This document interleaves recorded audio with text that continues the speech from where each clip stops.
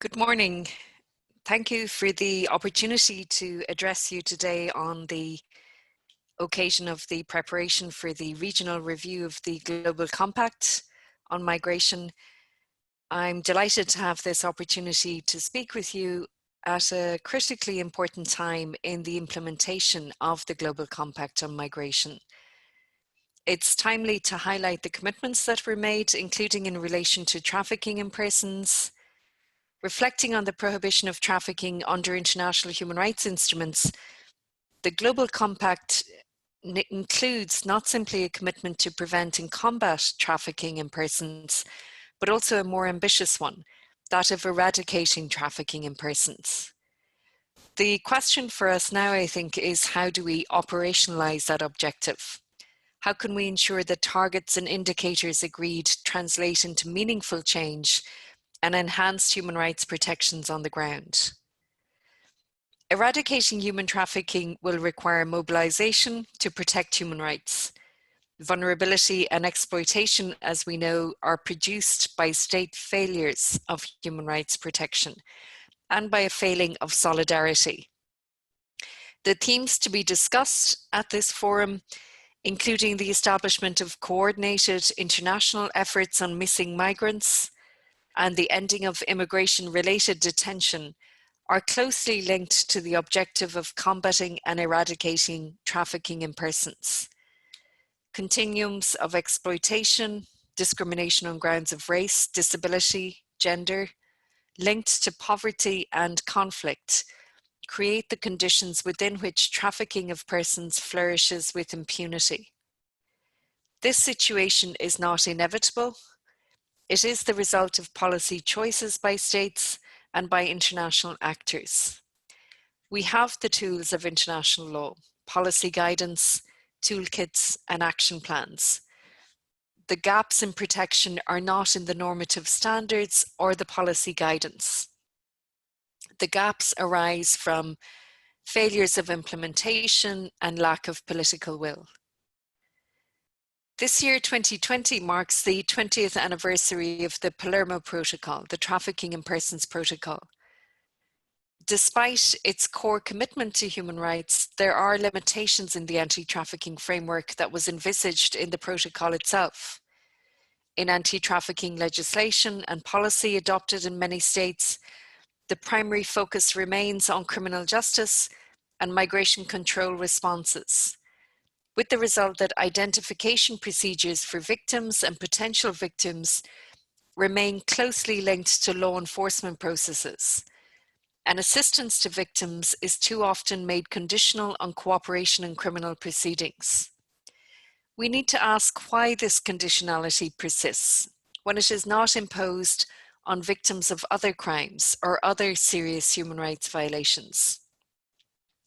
We need to address and recognize the tendency to view migrants, including trafficked persons, as other, as being at the limits or outside of core human rights protection. This othering of migrants is harmful. It contributes to impunity for human rights violations and to the persistence of such violations. It also leads to failures to coordinate, to use the tools of international cooperation to search for migrants who are missing and their families, including many who are trafficked and victims of exploitation. We need to take seriously the positive obligations of international cooperation, of due diligence and of prevention. These are not tick box measures.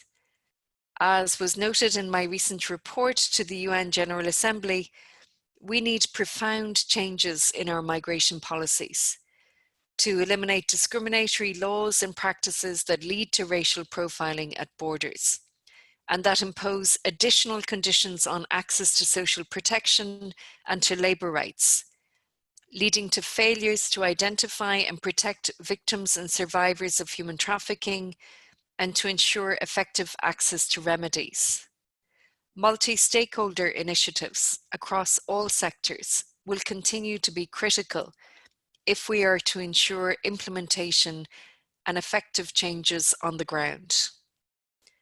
Forced returns without meaningful pre-removal risk assessments faced by migrants and trafficked persons, or without adequate identification procedures, lead to breaches every day of the obligation of non-refoulement, and to trafficking and re-trafficking on return to countries of origin and places of residence, including of children.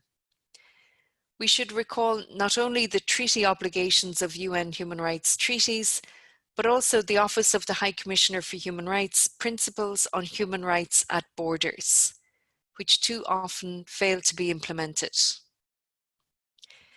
Throughout my mandate, I will continue to focus on trafficking for the purpose of labour exploitation and trafficking in mixed migration movements. It is important that we move at this stage beyond voluntary social compliance by businesses. To eradicate human trafficking in supply chains will require reporting on prevention measures, but also reporting on enforcement of labour rights and monitoring of those rights, as well as worker-led initiatives and remedies provided.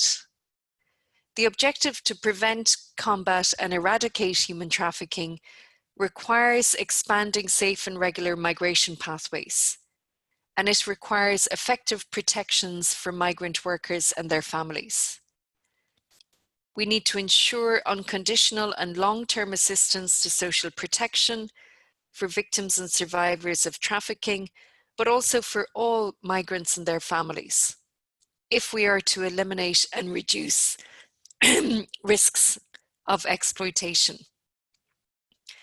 While government anti-trafficking action worldwide remains largely rooted in a criminal law model, addressing the labour dimension requires better and more effective action aimed at changing dominant business models, enforcing and extending labour rights, resourcing and expanding labour inspectorates, effective regulation of recruitment agencies, and empowering worker-led initiatives to prevent and eradicate exploitation.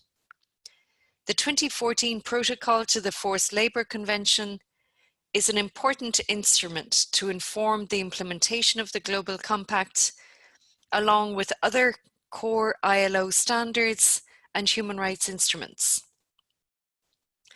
Commitments made in the Global Compact to early identification and to legal assistance for victims of trafficking find equivalence in several international human rights instruments which are legally binding and accepted as such by states.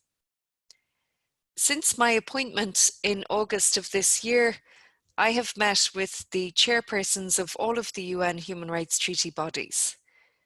I have submitted comments to the Third Committee on the forthcoming General Recommendation on Racial Profiling, highlighting the implications for the human rights of migrants at borders, and in particular of trafficked persons.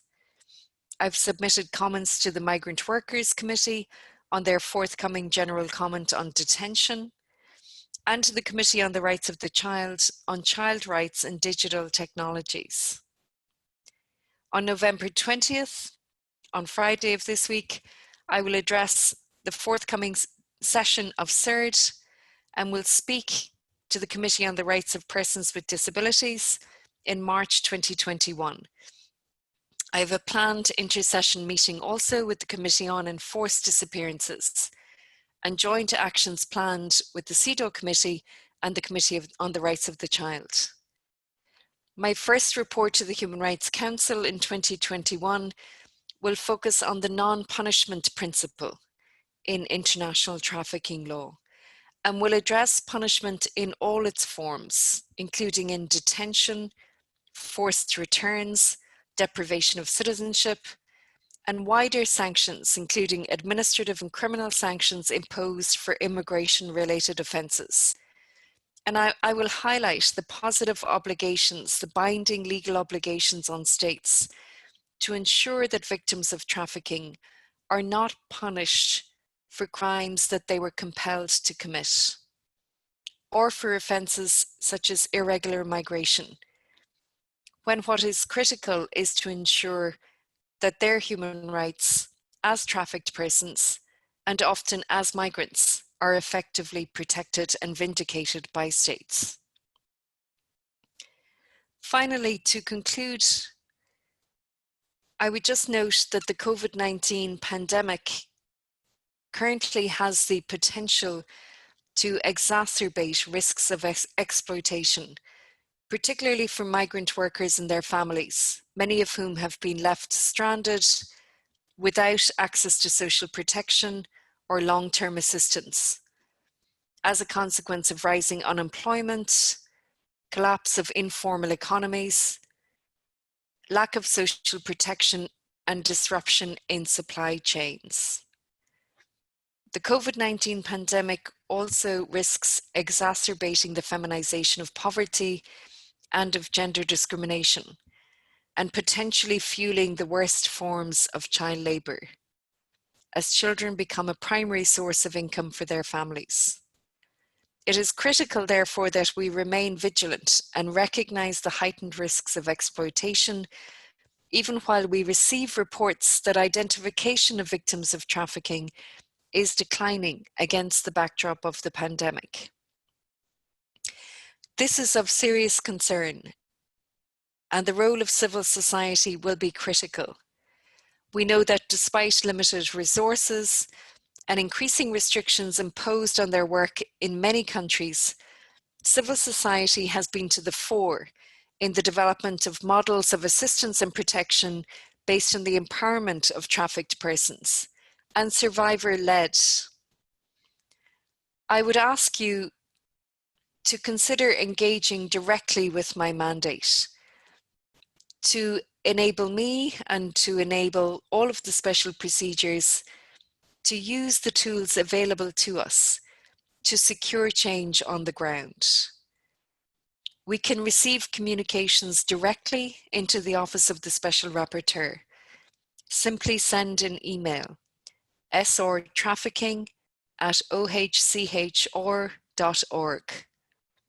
The email is available on the website of the Special Rapporteur on trafficking in persons. We need reliable information to be able to respond, to engage with governments, to address urgent situations or alleged violations of rights.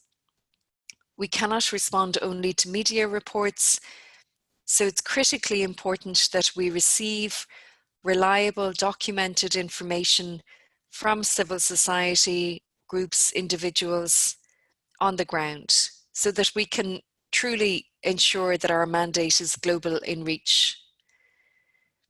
As a special rapporteur on trafficking in persons, I can also intervene directly with states to address pending policy or legislative reforms, including those that may unduly restrict human rights or that may undermine the objective of preventing trafficking in persons, for example, by imposing further restrictions on migration or ties on migrant workers, or cuts in assistance measures, or where there are instances of detention of victims of trafficking or forced returns. We can engage directly with governments. We can also engage publicly if that is warranted. And these are part of the toolbox available to us to try to meet the objectives of the Global Compact. I would like finally just to reiterate my commitment to continuing to work on the gender and child rights dimension of human trafficking. And in doing so, to strengthen collaborations with regional human rights bodies and with civil society across the Asia-Pacific region, including also with UN agencies, UN bodies, national human rights institutions, and trade unions on the ground, who play a critical role in preventing trafficking, in combating and eradicating trafficking in persons. I look forward to continued dialogue and to cooperation. Thank you.